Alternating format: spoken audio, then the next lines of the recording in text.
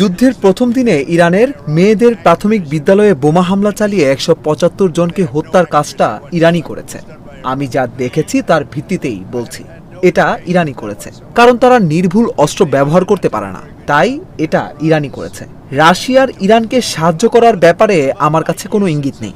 যদি তারা সাহায্য করে থাকে তাহলে খুব একটা ভালো কাজ করছে না, কারণ ইরানের অবস্থা খুব একটা ভালো যাচ্ছে না। আমি চাই না যে প্রতি ৫ বা ১০ বছর পর পর আবার এখানে ফিরে এসে এই পরিস্থিতি সামলাতে হোক। আমরা ইরানে এমন একজন নেতাকে দেখতে চাই যে নিজের দেশকে যুদ্ধের দিকে ঠেলে দেবে না। আর আমাদের হাতে আলোচনার ক্ষেত্রে অনেক শক্তিশালী অবস্থান আছে, সম্ভবত সর্বোচ্চ পর্যায়ে, কিন্তু আমরা সমঝোতা করতে আগ্রহী নই। ইরান সমঝোতা করতে চায়, কিন্তু আমরা এখন সেটা চাচ্ছি না। ইরান এখন অনেক কম ড্রোন পাঠাচ্ছে, তাদের শক্তি ভেঙে পড়েছে। এমন সময় আসতে পারে যখন আত্মসমর্পণ বলার মতো কেউ থাকবে না।